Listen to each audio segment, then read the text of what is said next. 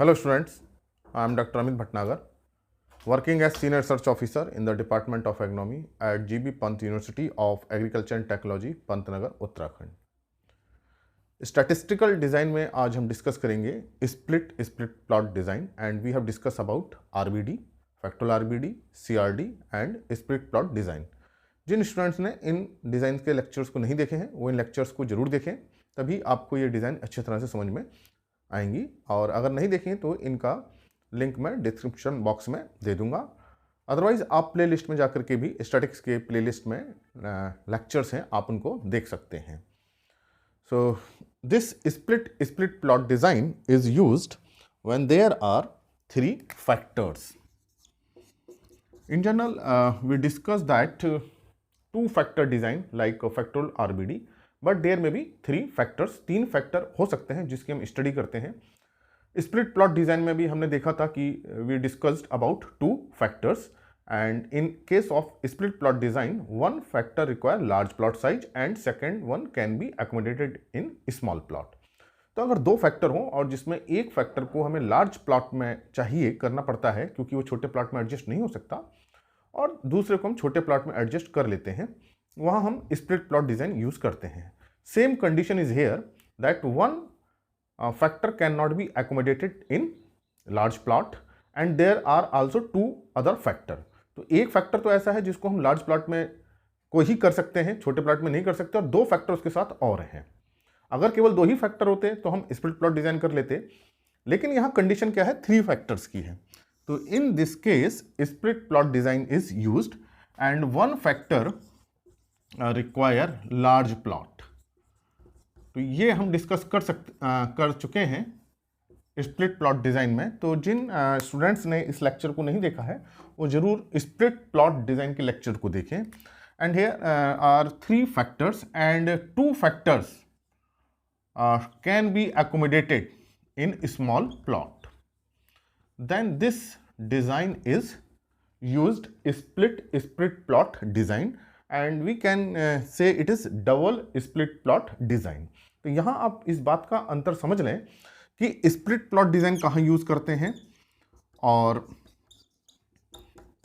Split कहाँ use करते हैं। देखिए, स्प्लिट प्लॉट डिज़ाइन तभी यूज़ करेंगे जब केवल क्या है, 2 फैक्टर्स हैं और उसमें एक फैक्टर को लार्ज प्लॉट चाहिए। लेकिन स्प्लिट प्लॉट डिज़ाइन तब यूज़ करते हैं जब उसमें कितने फैक्टर्स हैं, 3 फैक्टर्स हैं। तो यह 3 फैक्टर डिज़ाइन है ये, जिसमें हमको 3 फैक्टर की हम एनालिसिस करते हैं। फिर से इस बात को समझें, अगर 2 ही फैक्टर होते तो हम स्प्लिट प्लॉट डिज़ाइन करते, लेकिन 3 फैक्टर हैं। मान लीजिए 3 फैक्टर ऐसे हो सकते हैं, एक फैक्टर टिलेज का हो सकता है। अब tillage can not be accommodated into small plot.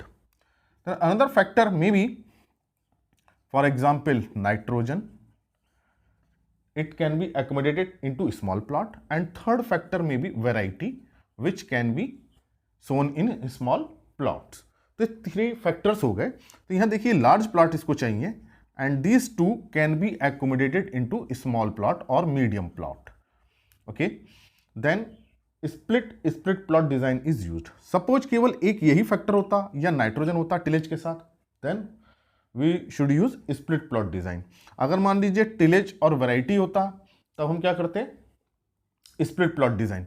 लेकिन अगर मान लीजिए नाइट्रोजन इंटू वैरायटी होता कि जिसको हम दोनों को स्मॉल प्लॉट में कर सकते हैं, तो हम इसमें करते फैक्टोरियल आरबीडी। तो ये आपको समझ में आया होगा कि स्प्लिट प्लॉट डिजाइन कहाँ यूज करनी है, फैक्टोरियल आरबीडी कहाँ यूज़ करना है और टिलेज कहाँ करना है। तो ये इसका हम देखते हैं लेआउट कैसे बनेगा, कैसे इसको हम करेंगे। तो आप जो स्प्लिट प्लॉट डिज़ाइन का लेक्चर जरूर देखिए, जिसमें मैंने बताया है पूरा लेआउट और उसका रैंडमाइजेशन। देन स्प्लिट इज जो लेआउट का है या रैंडमाइजेशन है वो स्प्लिट प्लॉट डिज़ाइन पे ही बेस है। मान लीजिए there are 3 factors and labels are, suppose 2 labels A1 and A2. Factor B, suppose labels are 2 B1 and B2, and third factor is C1, C2 and C3, and this factor A require large plot। तो इसको large plot की जरूरत है और इन दोनों को हम small plot में अकोमोडेट कर सकते हैं। तो how many number of treatments, तो number of treatments is multiplication of levels of factors.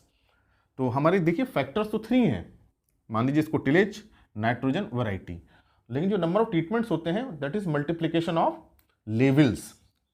तो यहाँ कितने लेवल हैं 2, बी के कितने लेवल हैं 2 और सी के कितने लेवल हैं 3, तो 2 2 जा 4, 3 जा 12, तो 12 ट्रीटमेंट्स को हमें अकोमोडेट करना पड़ेगा एक ब्लॉक में या एक रेप्लिकेशन में। अब हम रेप्लिकेशन पे आए कि हमने इसको रेप्लिकेशन बनाया, और जो ब्लॉकिंग करते हैं सभी का प्रिंसिपल एक ही है ब्लॉकिंग का, blocks are made perpendicular to fertility gradient. तो जो फर्टिलिटी ग्रेडियंट के परपेंडिकुलर बनाए जाते हैं, मान लीजिए फर्टिलिटी ग्रेडियंट इस साइड में है तो हम ब्लॉक इस साइड में बनाएंगे, first block, second block and third block.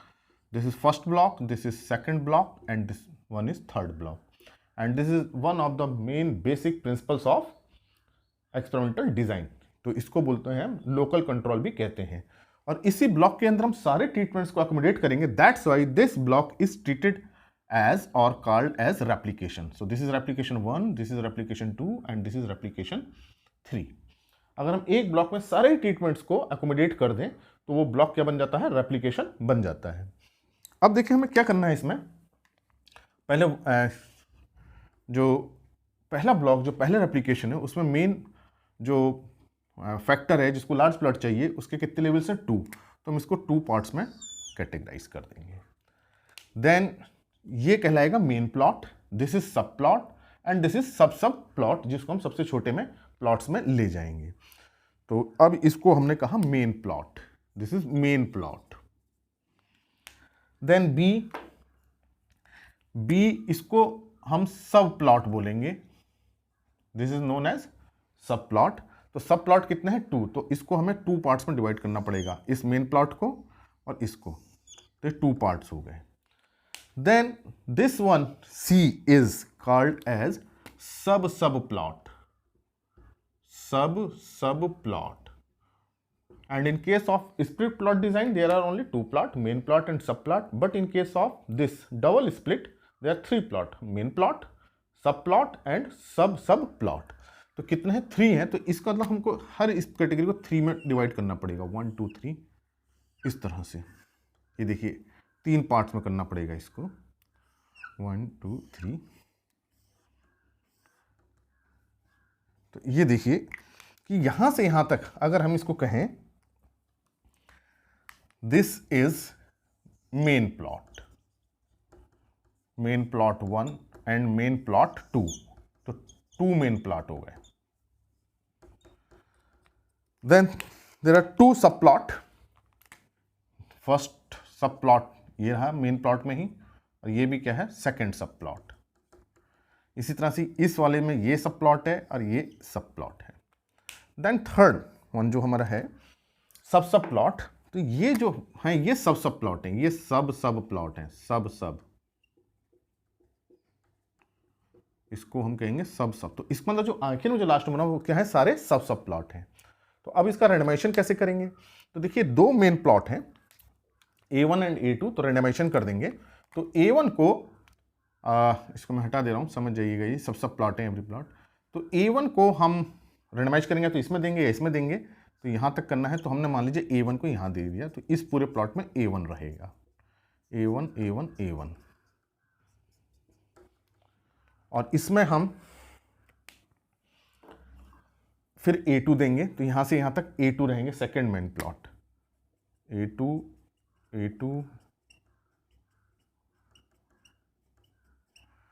Then हम क्या करना है फर्दर, सब plot B1 and B2। Suppose हम यहाँ B2 देते हैं, तो ये B2 और यहाँ रहेगा फिर ये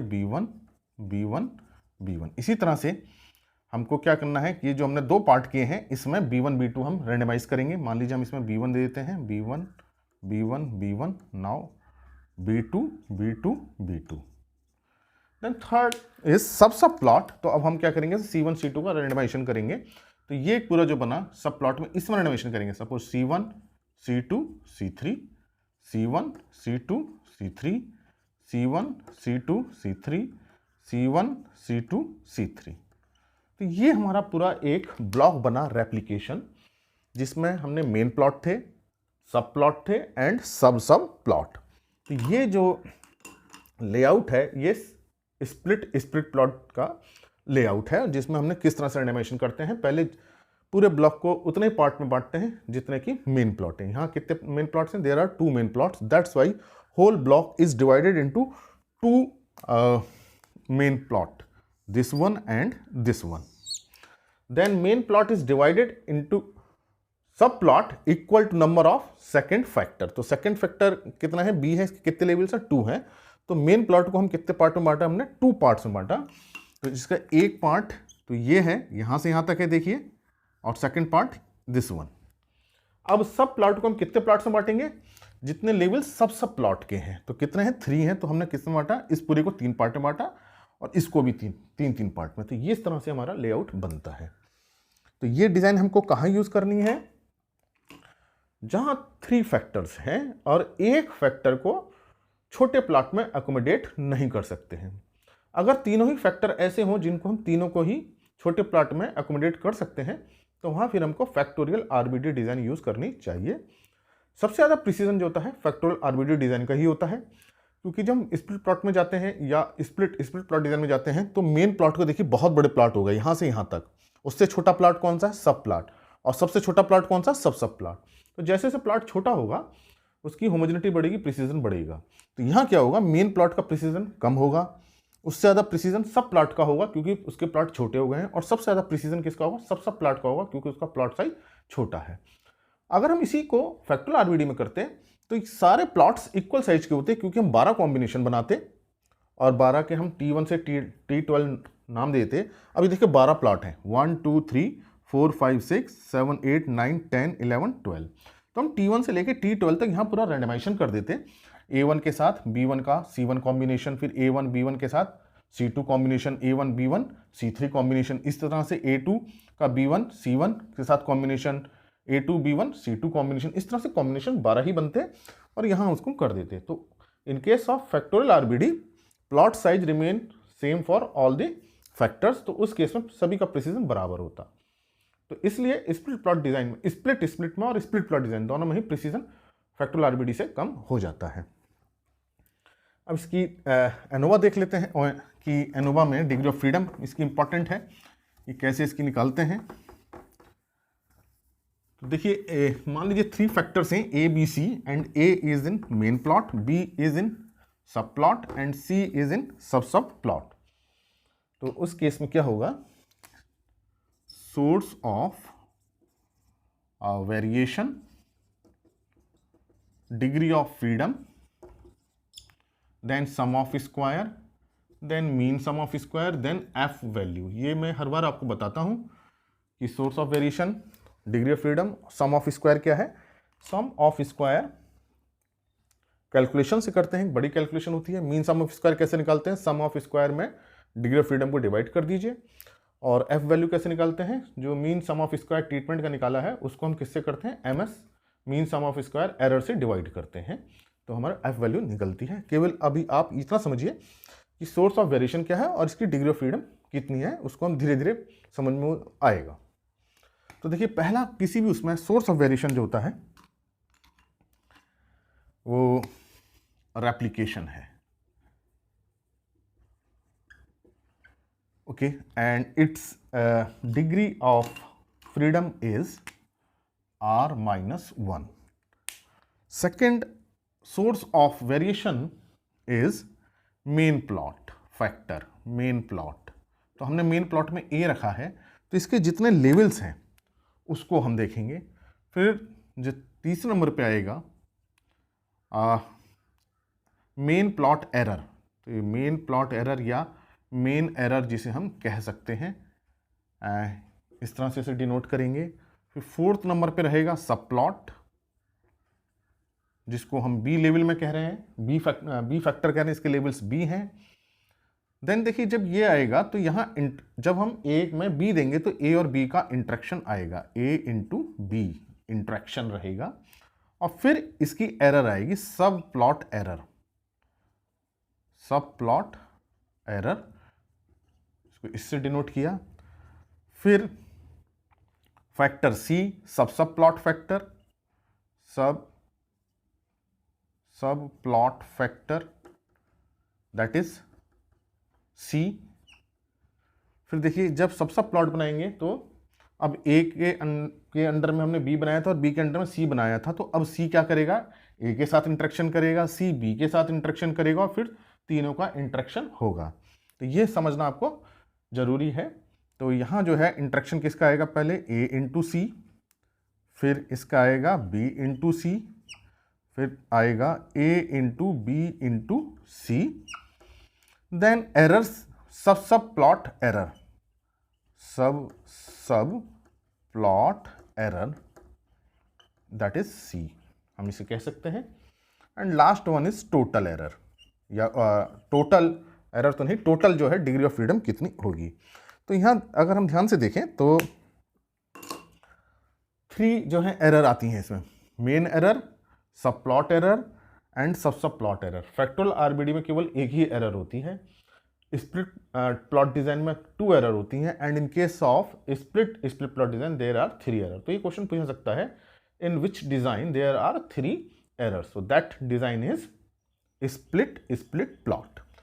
तो इसको देखते हैं। देखिए मेन प्लॉट के लेवल्स ए हैं, बी फैक्टर के बी हैं मान लिए, और सी प्लॉट के सी हैं, then it is a-1। Then main error r-1, इन दोनों का मल्टीप्लीकेशन कर दीजिए, a-1। सब प्लॉट फैक्टर b है तो b-1। इंट्रैक्शन है दोनों का, तो a और b की दोनों की error degree of freedom multiply कर देते हैं, a-1 इंटू b-1। अब सब प्लॉट एरर, तो इसका जो यही एरर होती है जो स्प्लिट प्लॉट डिजाइन में थी और उसको सब्सट्रैक्शन मेथड से निकालते हैं, तो ये वही रहेगी a into r-1 into b-1। तो ध्यान रखिए ये वही एरर है जो स्प्लिट प्लॉट डिजाइन में थी, ये a-1 नहीं है, ये a है। Then sub plot error c-1, a into C की क्या हो जाएगी, a-1 इंटू c-1, दोनों की एरर डिग्री ऑफ फ्रीडम को मल्टीप्लाई कर देते हैं। इंटरेक्शन का सिंपल होता है कि दोनों की ही, जिसका भी इंटरेक्शन निकालना हो, दोनों की एरर डिग्री, दोनों की ही डिग्री फ्रीडम को मल्टीप्लाई कर दीजिए। यहाँ b इंटू सी निकालना है तो b की डिग्री ऑफ फ्रीडम क्या है, b-1, c की हो जाएगी c-1। Then A B C की क्या है हो जाएगी, इन case of a it is a-1, in case of b it is b-1, in case of c it is c-1। अब यहाँ टोटल क्या आएगी, टोटल आएगी r-a-b-c-1, इसको अभी छोड़ दिया है। तो इन सब का सम कर लीजिए और उस सम को इसमें से घटा दीजिए, वही एरर सी होती है। ये जो एरर निकाली जाती है सब्सट्रैक्शन मेथड से निकाली जाती है। जो हमने स्प्लिट प्लॉट डिजाइन में ये निकाली थी वो भी सब्सट्रैक्शन मेथड से ही निकालते हैं, लेकिन यहाँ इसको आप याद कर लीजिए, यहाँ यही फार्मूला जाएगा, लेकिन यहाँ a की जगह ए बी हो जाएगा, A B then r-1 into c-1। तो इसको हमें ध्यान रखना है कि ये जो है a है और ये ए बी है। तो ये आपको अगर याद रहेगा तो आप इजीली कैलकुलेशंस को कर सकते हैं। एक एग्जाम्पल कर लेते हैं कि जो आपको एग्जामिनेशन पूछा सकता है। मान लीजिए कि r is equal to 3 and main plot factor is equal to 2 and b is equal to 2 and sub plot factor levels are 3। ये 2 टिलेज लेवल है, 2 nitrogen level and 3 varieties, and tillage in main plot, nitrogen is in sub plot and variety is in sub plot. तो हम कैसे निकालेंगे, तो इस हमें ध्यान रखना है कि मेन प्लॉट में कौन सा है, सब प्लॉट में कौन सा है, सब प्लॉट में कौन सा है। मेन प्लॉट में a, सब प्लॉट में b and in case of सब प्लॉट c। तो यहाँ r-1 दैट इज 3-1 2, a-1 कितना है, a की वैल्यू 2 तो 2। अब इन दोनों को मल्टीप्लाई कर दीजिए, 2 2 जा 4, 2 2 4, b-1 2 - 1 is equal to, sorry 2 - 1 is equal to 1। ये चेक कर लेते हैं इसको दोबारा, 2 - 1, तो ये 2 into 1 is equal to 2, b is 2 - 1 is equal to 1। Interaction देखिए a-1 और b-1 का है, तो 1:1 that is 1। And in case of error a की वैल्यू कितनी है 2, r-1 2 एंड b माइनस 1, तो 2 2 जा 4, आप इसको चेक करते रहिएगा। c की वैल्यू कितनी है 3, तो 3 माइनस 1 दैट इज 2। अब a minus 1 into C minus 1, a minus 1 की वैल्यू कितनी है 1, and in case of c minus 1 it is 2 that is 2। b minus 1 into C minus 1, b minus 1 1, this one, and c minus 1 2 that is 2। अब तीनों का multiplication कर देना है, a minus 1 की value 1, b minus 1 1, c minus 1 2, तो 1 is to 1 is to 2 is equal to 2। अब देखिए एरर c निकालना है, तो ये ए बी है, याद रखिए यहाँ ए बी के साथ माइनस 1 नहीं है।